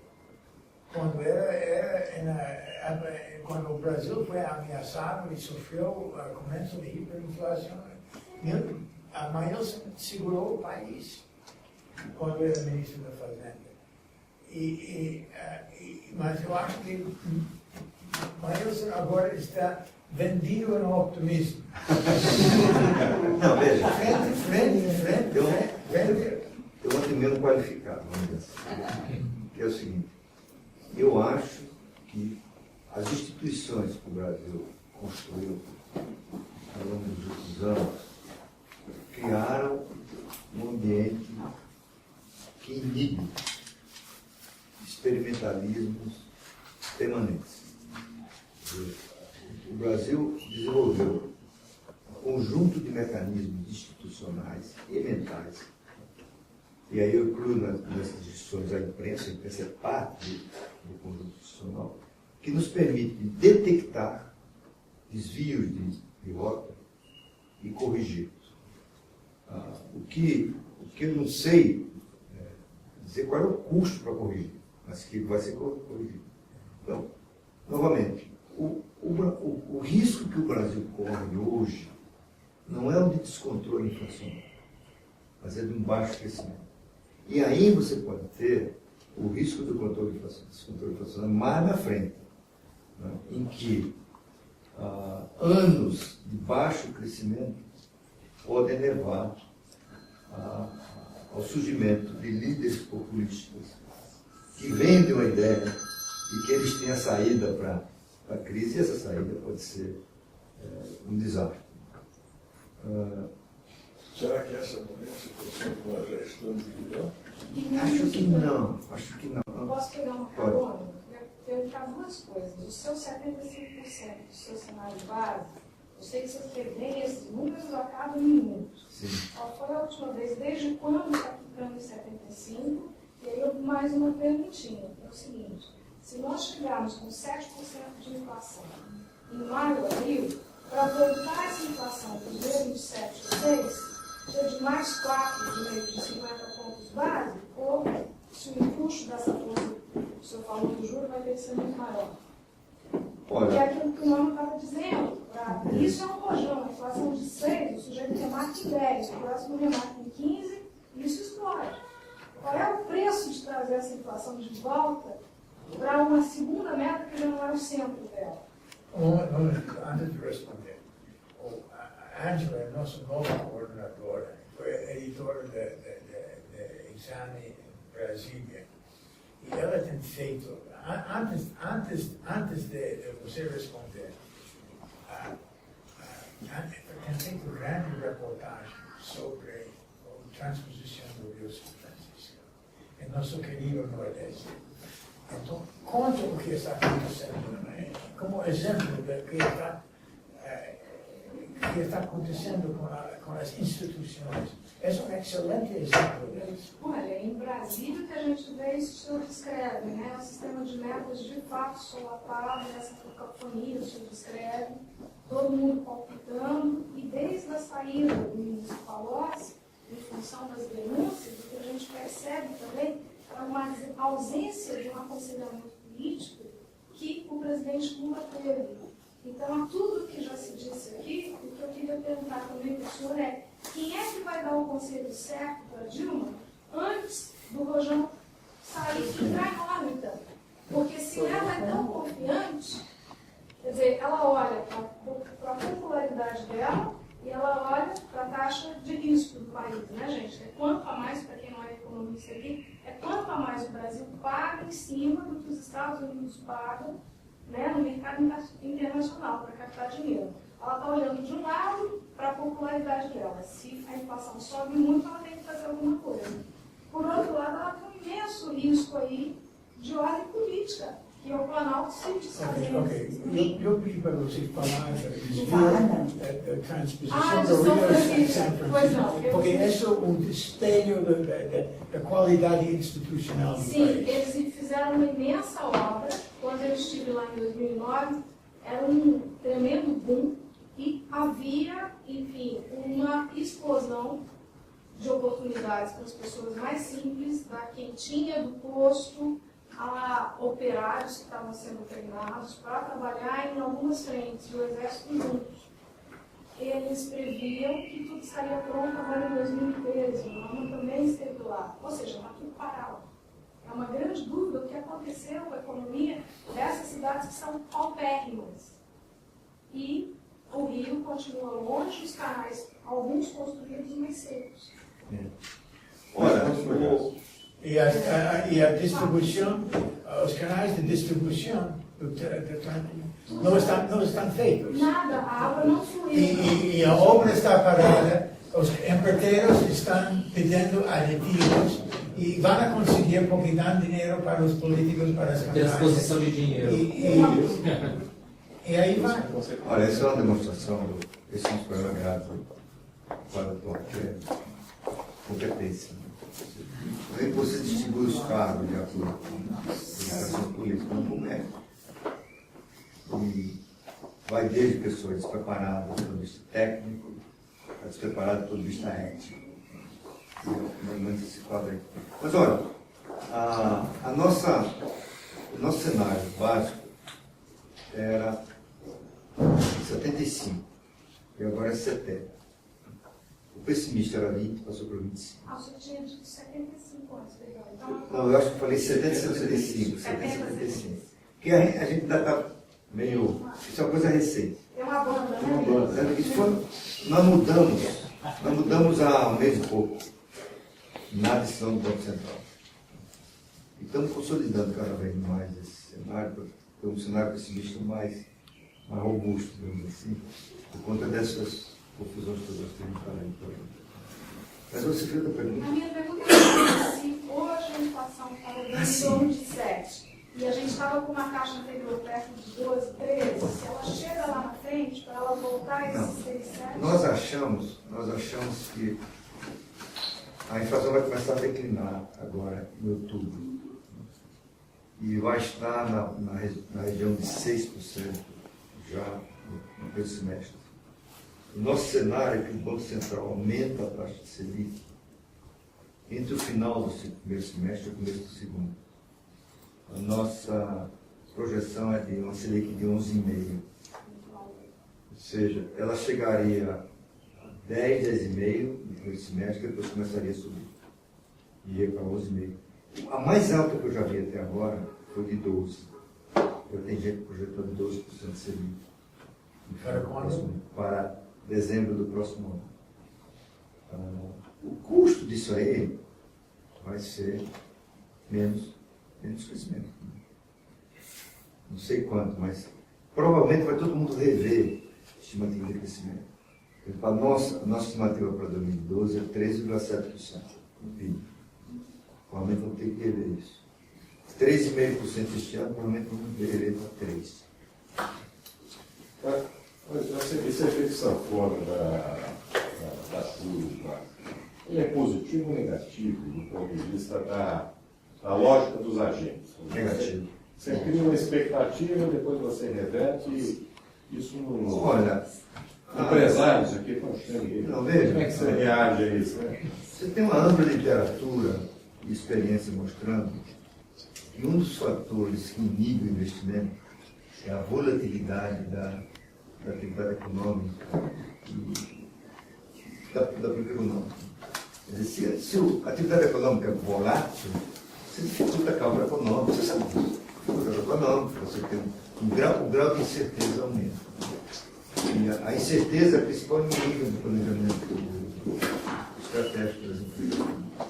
Isso inibe investimento. A única coisa que nós estamos vendo é a falta de opção de investimento em outros mercados. Né? Por exemplo, a nossa empresa, e a gente está vendo a indústria automotiva, os investimentos que estão sendo anunciados aqui e na Argentina, tá? Dado o não crescimento na Europa.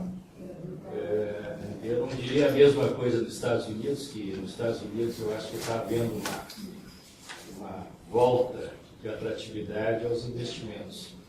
Mas a gente está vendo isso na indústria automotiva aqui. Você vê que Aqui é uma. Eu estou curioso, onde está vendo esse aumento de interesse de maiores investimentos? bom, eu estou Estou falando. falando dos Estados Unidos. Não, aqui na América do Sul também. Recentemente a Pirelli, por exemplo, as indústrias automotivas, várias delas estão investindo. Agora, neste momento, pelo campo, há um interesse muito grande de investir na Argentina também.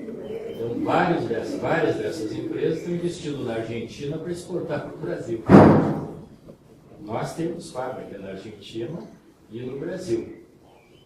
E estamos investindo moderadamente nos dois países. Essa direção de investimentos privados, ela é positiva. Ela realmente tem um cálculo do mundo, tem uma perspectiva de retorno e tem prazos e metas para se materializar. O exemplo que a Ângela deu da transposição de São Francisco, ou o caso que até hoje eu estou meio arrepiado, com as decisões de investimento que foram vencedoras, nesse leilão de particularmente eólicas, onde a gente vê que as empresas racionais pararam num determinado patamar e tiveram algumas empresas estatais que mergulharam irracionalmente por qualquer conta que se faça, que parar o VDL negativo, a taxa de retorno negativa e, consequentemente, o grande risco de frustração de investimentos ou de investimentos que não vão ter um momento de entrega ou que não vão ter a capacidade de realizar um retorno adequado e que é esse retorno que diferencia o investimento do gasto. Quer dizer, na verdade, nós estamos vendo uma quantidade de gastos que não estão se transformando em riqueza, em agregação de valor. E isso, para não contabilizar nos fatores de pressão inflacionária, pode ser um elemento surpresa. O que a gente, muitas interações que estão sendo feitas aqui, corrobora o cenário que não podemos estar caminhando para um período de baixo crescimento no Brasil. Por redução de eficiência, isso afeta a produtividade. E como a gente sabe, a produtividade é o principal componente do processo de crescimento. Antes da crise americana, 80% do crescimento do PIB americano se explicava por produtividade. Metade do crescimento do governo se explica por produtividade. Agora tem só para encerrar, porque eu acho que eu vou ter que sair. Tem uma pitada de pessimismo nisso aí. Bom, não sai dizendo que eu sou otimista. É o seguinte, é que eu não enxergo a oposição com capacidade de se opor, assim, a tudo isso. E, na verdade, o PSDB está de acordo com essa guinada para o gás. Né? No fundo é isso. A gente viu o Serra deu entrevista elogiando o Banco Central porque reduziu a taxa de juros. A gente viu o Goldman dizendo que não tem acordo com o Meirelles, que foi o presidente, né? Porque o Meirelles exerceu uma política ortodoxa. Escuta, o Meirelles foi do Banco Central, foi a continuidade do Banco Central do Fernando Henrique. E isso, em grande parte, foi responsável pelo período bom que a gente teve aqui. Então, tem um PSDB, como diz hoje o Marcelo Abreu no artigo dele do Estadão, tem um PSDB neoliberal e tem um PSDB de esquerda. Só que esse PSDB neoliberal não é o que está mandando o PSDB. Então, esse é um outro incógnito. Será que a oposição vai ser capaz de explorar essas guinadas, no sentido de criar uma alternativa? Eu tenho minha dúvida. Há um ensaio sobre a cegueira. E o pior é que ela parece contagiante. Porque no limitado conhecimento de política, eu acho que o PMDB tem a grande alternativa hoje, o PMDB não PSDB, é o Aécio. Todos os problemas o Aécio tem. Mas eu acho que é a vez dele. Mas o que a gente vê é todo mundo se degradando, né? Porque o certo é ser candidato. Isso complica muito a. Ou seja, voltamos ao ponto inicial. O problema é de liderança. É de liderança. E o Fernando Henrique não consegue arbitrar essa disputa. Né? Não, a grande falha do Fernando Henrique é nessa parte de volta do partido.